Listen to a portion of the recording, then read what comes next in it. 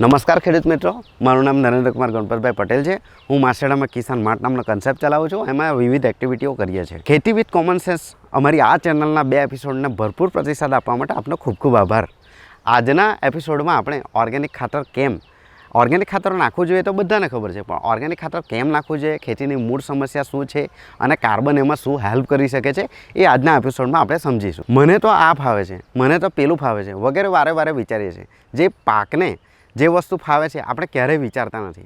છોકરાને career choose કરવામાં હંમેશા આપણે લિબર્ટી આપીએ છીએ, પરંતુ જે પાક આપણને જીવન આપે છે, જે જમીન આપણને જીવન આપે છે, એ વસ્તુ માટે શું અનુકૂળ હશે એ આપણે ક્યારેય વિચારતા નથી। તો એક કલ્પના કરી જુઓ કે છોડને જો વાંચા હોત અને આપણે જે ઝેરી દવા અને કેમિકલ જે વારે રેડીએ છીએ, માણસને સ્વભાવ છે કે હંમેશા પોતાના જાતને સેન્ટરમાં રાખીને વિચારે છે, બધી વસ્તુઓ ઇગ્નોર કરે છે।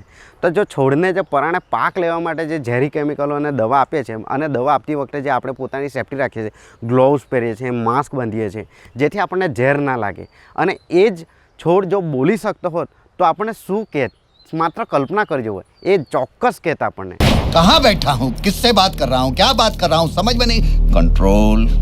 મિત્રો, જ્યારે ખેતીમાં કાર્બનની આટલી અહમ ભૂમિકા હોય તો કાર્બન શું છે એ સમજવું ખૂબ જ જરૂરી બને છે। તો કાર્બન શું છે કે જે કંઈ પણ સડી શકે અને જમીનમાં ભળે એ કાર્બન બને છે।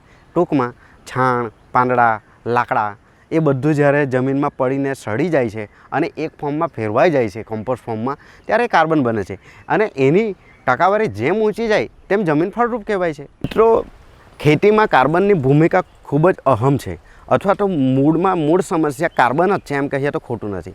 આપણે બીજા ભાગમાં જોયું કે છોડ પોતે ખાઈ શકતો નથી, એને ખવડાવવા માટે હંમેશા બેક્ટેરિયાની જરૂર પડે છે। બેક્ટેરિયા જમીનમાં પડેલા તત્વો, આપણે આપેલા તત્વો અને હવામાંથી છોડને પકડીને ખવડાવવાનું કામ કરે છે, પોષક તત્વો પકડીને ખવડાવે છે। તો આ બેક્ટેરિયા પણ સજીવ છે, એને પણ કોઈ ખોરાકની જરૂર પડતી હશે, અને એનો ખોરાક છે જમીનમાં રહેલું કાર્બન। એ કાર્બનમાં રહે છે અને ખાય છે અને પોતાનો ગ્રો કરે છે, વૃદ્ધિ કરે છે, અને જેટલા પ્રમાણમાં બેક્ટેરિયા વધે છે એટલા પ્રમાણમાં છોડ માટે સારામાં સારું હોય છે। એને બધા પોષક તત્વો લભ્ય બનાવે છે અને ખવડાવે છે। ટૂંકમાં એક માં જેમ છોકરાને ખવડાવે તેમ બેક્ટેરિયા છોડને ખવડાવે છે, અને એને પોતાનો ખોરાક કાર્બન છે, એટલે કાર્બનની ભૂમિકા અહીં ખૂબ જ અહમ બને છે। જે માણસ કાર્બનને સમજી લે, જે ખેડૂત કાર્બનને સમજી લે, એ ખેતી સારામાં સારી અને ઓછામાં ઓછા ખર્ચે કરી શકે છે। પશ્ચિમના દેશોએ કેમિકલ ફર્ટિલાઇઝરની શોધ કરી। આપણે જાણીએ છીએ કે યુરિયા અમેરિકાએ શોધ્યું હતું। એમણે ખૂબ જ મોટા પ્રમાણમાં આનો ઉપયોગ બેફામપણે ચાલુ કરી દીધો, અને જ્યારે એના દુષ્પરિણામ સામે આવ્યા ત્યારે એ લોકો શું કર્યું કે પાછું સંશોધન કર્યું, અને એમણે જોયું કે કાર્બન જો ઓછું થઈ જાય તો કેમિકલ ખાતરથી પણ ઉત્પાદન વધતું નથી, એટલે એમણે તરત જ પોતાની ભૂલ શોધી અને યુ-ટર્ન લીધો, અને એ કાર્બનનું પ્રમાણ સારામાં સારું ટકાવી રાખ્યું છે। આપણા મનમાં પશ્ચિમના દેશોની શું ઇમેજ છે કે એમને ખેતી કરતાં આવડતી નથી, પરંતુ મિત્રો, જો આ વાત સાચી હોત તો આજે ચાઇના, ઓસ્ટ્રેલિયા, રશિયા જેવા દેશોએ 4 થી 7% વચ્ચે કાર્બન ટકાવ્યો ના હોત। હવે મિત્રો, અહીં મતભેદ હોઈ શકે છે કે ભાઈ આ દેશ બહુ મોટો વિસ્તાર છે, એક ખૂણે શું બને છે અને બીજા ખૂણે કંઈ અલગ વાત હોય છે। તો આપણે અહીં ડિબેટ કરવાની નથી, આપણે કોઈ એક્ઝામ માટે પ્રિપેરેશન નથી કરતા। મૂળ મુદ્દો એ છે કે ખેતી કરવા માટે 0.5% જે અત્યારે જમીનમાં કાર્બન છે એને 1 થી 3% વચ્ચે લાવવો પડે છે, અને પશ્ચિમના દેશોએ આ બહુ સારી રીતે વિવેક બુદ્ધિથી વૈજ્ઞાનિક સંશોધનનો લાભ લઈને આ વસ્તુ કરતા આવેલા છે, પ્રેક્ટિસમાં લઈ લીધી છે। પરંતુ આપણે માત્ર આંધળું અનુકરણ કરવામાં આ મૂળ જે તત્વ છે એ વસ્તુને આપણે ભૂલી જઈએ છીએ, અને આજે આપણી હાલત કઠડતી જાય છે। તો એ સુધારવા માટે મૂળ મુદ્દો એ છે કે કાર્બનનું પ્રમાણ વધારો અને એને ખેતીને પ્રોફિટેબલ બનાવો। વૈશ્વિક સ્તર પર જોવા જઈએ તો ભારતના ખેડૂતની હાલત ખૂબ સારી નથી લાગતી। પશ્ચિમના દેશોએ ખેતીને એક પ્રોફિટેબલ બિઝનેસ બનાવ્યો છે, જ્યારે આપણે આમાં સ્ટ્રગલ કરીએ છીએ। તો આપણને શું લાગે કે એમની પાસે તો મોટી જમીનો, મોટા સાધનો, ખૂબ પૈસા અને સરકારની તરફેણ હશે એટલે પ્રોફિટમાં આવતું હશે, પરંતુ આપણે ખેતી કરીએ છીએ તો એનો મૂળ સિદ્ધાંત જોઈએ તો આપણે જોઈએ કે આમાંની ગોટલી જો અંદરથી ફાટે તો જ એમાંથી પીલો નીકળી શકે, બહારથી આપણે ફાડીએ તો એનો પીલો નીકળવાની શક્યતા નથી। ટૂંકમાં જે વ્યક્તિ પોતે નોલેજેબલ હોય અને પોતે આગળ વધવું હોય તો જ એ આગળ વધી શકે, અથવા તો એને પ્રોફિટેબલ બનાવી શકે। માટે મિત્રો, આપણે જે કંઈ સાધનો મળ્યા છે એમાં જો આપણે આ વૈજ્ઞાનિક સંશોધનોનો લાભ લઈએ અને એને પ્રેક્ટિકલી અમલમાં મૂકીએ તો જ આપણે એ કરી શકીએ। રશિયા, ચાઇના ઓસ્ટ્રેલિયા વગેરે દેશોએ 4-5-6% જેવો કાર્બન મેન્ટેન કરીને કે એનાથી પણ વધારે મેન્ટેન કરીને એમનો વિવેક બુદ્ધિનો પરિચય તો આપ્યો જ છે. તો આ જ વિવેક બુદ્ધિ આપણે પણ આપણા ખેતીમાં અમલ કરવાની જરૂર છે. આજે જે ખેતીમાં કાર્બનની સમસ્યા ઊભી થઈ છે એ જો આપણે એકદમ જૂના સમયમાં જોઈશું તો એ આપણને એનું સોલ્યુશન મળી જશે કે કાર્બનથી કેવી રીતે સોલ્યુશન થાય. દુનિયાની જે મહાન 3 સંસ્કૃતિ છે તે પણ દરેક નદીના કિનારે વિકસી હતી. એ નદીના કિનારે વિકસવાનું કારણ શું હતું કે દરેક વસ્તુ નદીમાં પડતી અને નદીમાં પડીને સડતી અને તળિયે બેસી જતી. જ્યારે ચોમાસાનું પૂર આવે ત્યારે એ નદીના પૂર મેદાનમાં ફરી વળતા. મેદાનમાં નદીનો કાપ ફરી વળે એટલે જમીન ફળદ્રુપ થતી. હવે માણસને શું જરૂર હોય છે? એક ખોરાક અને બીજું પાણી. તો એ જ્યારે પાક એકદમ સારામાં સારો થતો કેમ કે જમીન ફળદ્રુપ થઈ જતી અને નદીમાંથી પાણી મળી રહેતું. એટલા માટે દરેક સંસ્કૃતિ નદીના કિનારે હંમેશા વિકસી છે. તો આ જ વસ્તુમાં આપણે જોવા મળે છે કે જે જૂના સમયથી ખેતીમાં કાર્બનનો ઉપયોગ થતો આવેલો હતો એના કારણે જ પાક થતો હતો. આજે જ્યારે સમસ્યા ઊભી થઈ છે તો તે પણ કાર્બનથી સોલ્યુશન એકદમ શક્ય છે. મિત્રો, ખેતીમાં કાર્બન અવિભાજ્ય અંગ છે. એ જો આટલું મહત્ત્વ રાખતું હોય તો ભણવામાં આવેલું કાર્બનનું ચક્ર અવશ્ય યાદ આવ્યું હશે. એ કાર્બનનું ચક્ર કેવી રીતે ચાલે કે પાક જ્યારે ઊભો હોય ત્યારે એના પાંદડા જમીનમાં પડતા હોય, એની અવસ્થા પૂરી થાય એટલે એને ઓગઠ કે જે કંઈ હોય તે પાછું જમીનમાં પડે અને કાર્બન ઉમેરાય અને એ જ કાર્બનનો ઉપયોગ કરીને છોડ ફળ ફૂલ આપે અને એ ફળ ફૂલ ખાઈને મનુષ્ય અને પ્રાણી જીવે અને એ મનુષ્ય આપણે પણ કાર્બનના જ બનેલા છે એટલે કાર્બન ચક્રના હિસ્સો છીએ અને આપણું જીવન કે પ્રાણીનું જીવન જ્યારે પૂરું થાય ત્યારે પાછા જમીનમાં ભળી જઈએ છીએ. માટીમાંથી આવેલા અને માટીમાં ભળી જવાના આ એક કાર્બન ચક્રનું જ એક કહેવત છે અને એ વસ્તુ જ બતાવે છે કે વારે વારે કાર્બનનું ચક્ર ફરે છે. હાલમાં જે કાર્બનનું ચક્ર ડિસ્ટર્બ થયું છે પર્ટિક્યુલર ખેતીના સેક્ટરમાં, જેના કારણે ખેતીની અને બીજી પણ સમસ્યાઓ ઊભી થઈ છે, એ કાર્બનનું ચક્ર કરેક્ટ કરીને કાર્બનનું ચક્ર ઉમેરીને આપણે એને ફરતું રાખીએ તો સારામાં સારું ઉત્પાદન લઈ શકીએ અને સારામાં સારું મનુષ્ય જીવન જીવી શકીએ. આજે સારી જમીન, ખરાબ જમીન, અસલ જમીન, અત્યારની જમીન, ખાતરવાળી જમીન વગેરે જે બધું અલગ અલગ વર્ગીકરણ કર્યું છે. ઉપરાંત રેતી, માટી અને કમ્પોસ્ટ ખાતર, બાયોકમ્પોસ્ટ વગેરેનું વર્ગીકરણ પણ કાર્બનના આધારે જ થાય છે. જેમ કે 0.5 કરતાં પણ ઓછું હોય તો એને રેતી કહેવામાં આવે સાયન્ટિફિક ભાષામાં. એનાથી જ્યારે ઉપર જાય તો એને જમીન કહેવામાં આવે અને અમુક પ્રમાણમાં ટકાવારી હોય તો જ એને ખાતરનું સ્વરૂપ આપી શકાય. અને જમીનને માતાનું બિરુદ અપાવનાર પણ કાર્બન જ છે.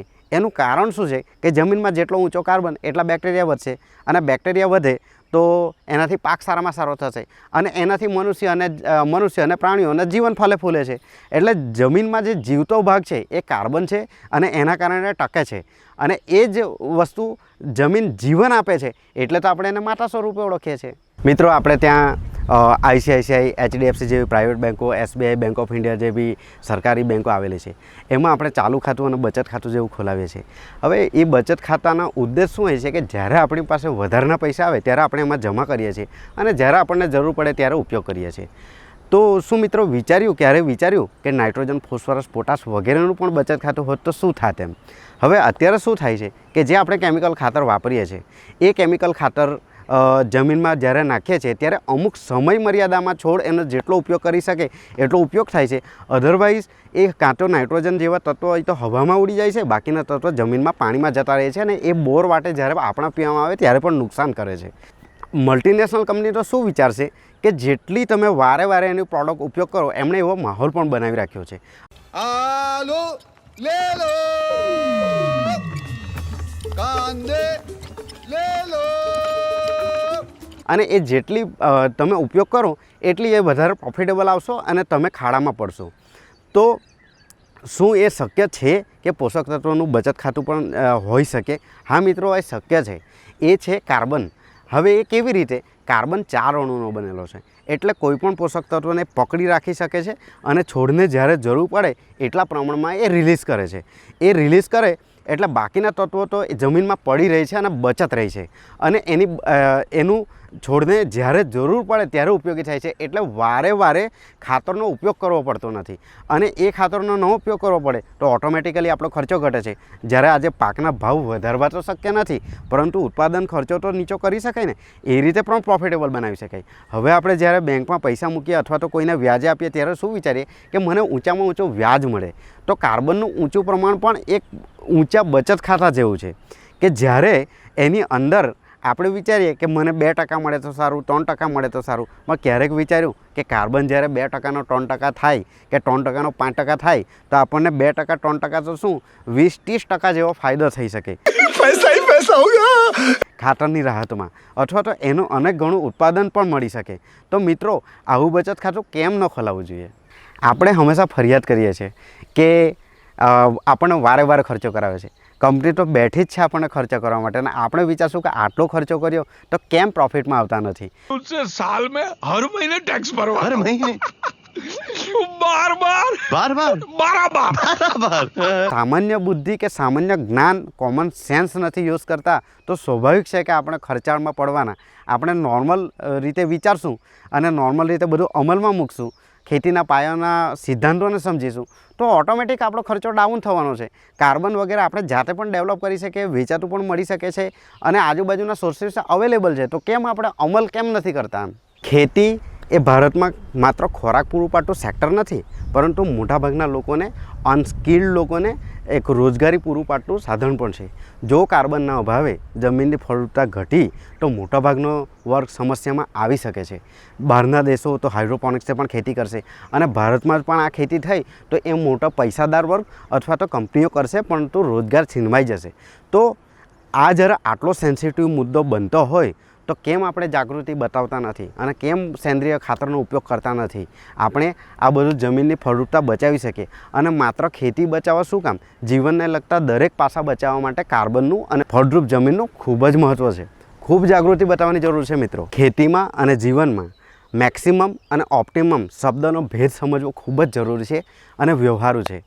મિત્રો, મેક્સિમમ ઉત્પાદનનો શું અર્થ થાય કે આપણે જે રિઝલ્ટ જોઈએ છે એ ગમે તે ભોગે લાવવું અને બાકીના બધા સંજોગો ઇગ્નોર કરવા। અને ઓપ્ટિમમનો મિનિંગ શું થાય છે કે આપણે જે રિઝલ્ટ લાવવું છે તે બીજા બધા પરિબળોને પણ ધ્યાનમાં રાખીને એને સાચવીને મહત્તમ ઉત્પાદન લેવું। પરંતુ માણસનો એક સ્વભાવ છે કે હંમેશા પોતાના સેન્ટરમાં રાખીને વિચારે છે। જ્યારે પોતાનો વિચાર આવે ત્યારે બીજા મનુષ્યને પણ ઇવન ભૂલી જાય છે અને માણસનો સ્વભાવ કેવો છે કે મને અનુકૂળ આવે તે બધું કરવું, બાકી બધું તેલ લેવા ગયું।